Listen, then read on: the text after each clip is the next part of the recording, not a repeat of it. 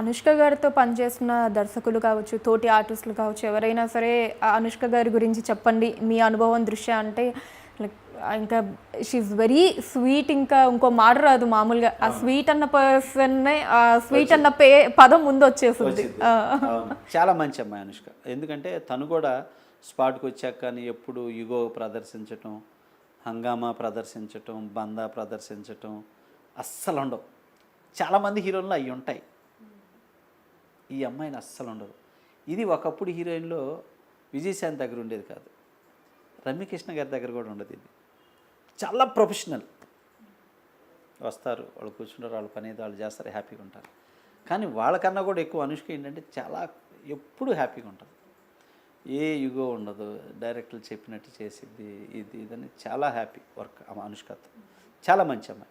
వేరే మూవీస్ గురించి కూడా మాట్లాడుకుంటే పంచాక్షరి మూవీ, అప్పుడే అరుంధతి మూవీ కూడా రిలీజ్ అయ్యింది అనుష్క గారి.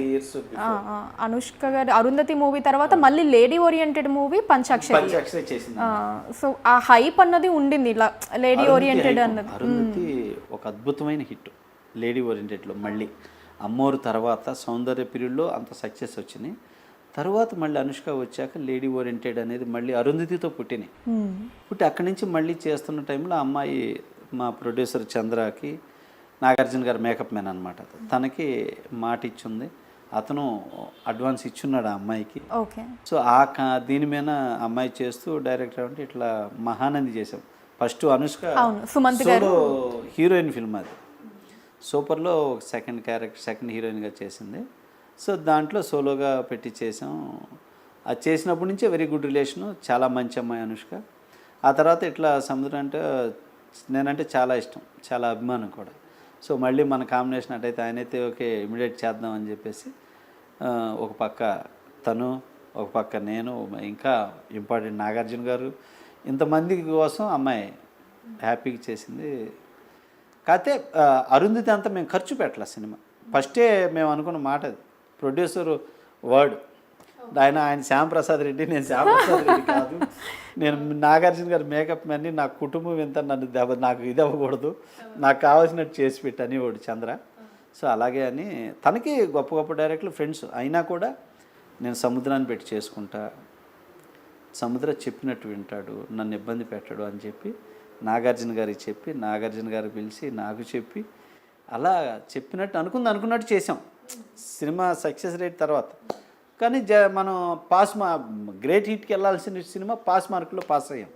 ఇంకా ఖర్చు పెట్టుంటే మాత్రం దాని దగ్గరకు టచ్ చేసేవాళ్ళం. అనుకున్న కథ ఇంకా తీయలే పంచాక్షరి, కాబట్టి దాన్ని పంచాక్షరి 2 తీయాలని ప్లాన్ చేస్తున్నా. 2 తీయాలని ప్లాన్ చేస్తున్నా. బట్ అనుష్కతో డిస్కస్ చేసిన కథ రెడీ చేశా. కానీ మెయిన్ పాయింట్ ఏమంటారండి అంటే పంచాక్షరి మూవీ అనుకున్నంత రేంజ్లో హిట్ అవ్వకపోవడానికి ఈ బడ్జెట్ కన్స్ట్రెంట్. బడ్జెట్ అంటే ఎప్పుడంటే అమ్మా, ఇప్పుడు ఖర్చు పెట్టి తీయాల్సిన సీన్ ఉంటుంది. ఇప్పుడు సోను సూద్ ఉన్నాడు, సోను సూద్కి 1.5 కోటి 2 కోట్లు ఇస్తే కానీ రాడు. అదే నేను అంత పెట్టకపోతే ఆర్టిస్ట్ రాడు. ఎవరో ఒక ఫిజిక్ ఉన్నోడిని కొత్తోడిని వేస్తాడు, వాడు రీచ్ అయ్యేసరికి ఇప్పుడు ఒక చిరంజీవి గారు రీచ్ అయ్యేదానికి ఒక కొత్తోడు రీచ్ అయ్యేదానికి ఎంత డిఫరెన్స్ ఉంటుంది. చిరంజీవి గారు అంటే 1000 మంది జనాలు వస్తారు, ఒక కొత్తోడు ఎవడు రాడు. పబ్లిసిటీ చేసుకోవాలి, లేపాలి, చెయ్యాలి, రప్పించుకోవాలి, ఎంత కష్టం ఉంటుంది. సో అలాగా ఒక సీన్ తీయాలి అంటే పెద్ద ఆర్టిస్టులు బిజినెస్ ఉంటే పెద్దగా తీయగలదు. అది లేదనుకోండి బడ్జెట్ ప్రకారమే తీయగలగాలి, పిండి కొద్ది రొట్టె తయారైంది. అలాగే సినిమా కూడా నేను దాంట్లో కొన్ని యాక్షన్ ఎపిసోడ్లు చేసాం. ఇప్పుడు అరుంధతిలో ఒక దెయ్యం వచ్చి ఆత్మ వచ్చి అటాక్ అయితేనే ఆ అమ్మాయి ఎంత పవర్ఫుల్ అని చెప్పారు అరుంధతి. అదే పంచాక్షరిలో ఒక అమ్మవారు, సాక్షాత్ అమ్మవారు అంటే ఏంటి, ఏది చేసినా ఆడిని ఒప్పుకుంటాడు. అటువంటి పవర్ అటాక్ అయినప్పుడు విలన్స్ లారీలు వేసుకొని వచ్చి గుద్దినా కూడా ఆ అమ్మాయి లారీకి అలా నిలబడితే లారీ గుద్ది లారీ బౌన్స్ అయ్యి వెళ్ళి పడిపోద్ది. ఇలాంటి ఎపిసోడ్ చేసాం కానీ తీయలేదు. ఇవన్నీ పంచాక్షరి 2లో పెడుతున్నాం. అలాంటివి అనుకుని అరుంధతిలో తీశారు వాళ్ళు.